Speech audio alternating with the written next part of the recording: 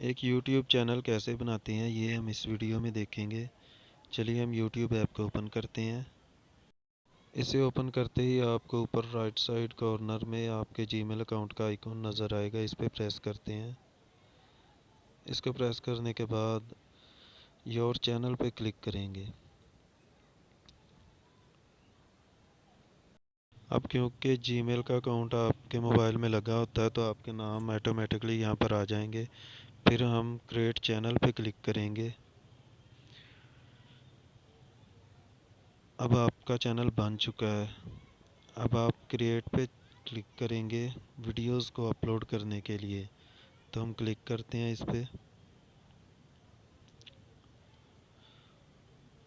अब allow access पे click करेंगे, फिर अलाउ पे, फिर अलाउ कर देंगे।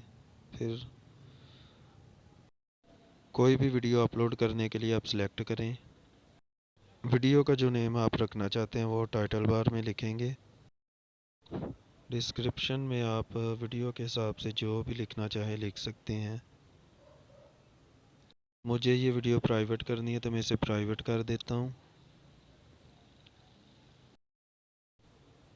यहाँ पर मैं वीडियो का कोई भी नेम रख देता हूँ।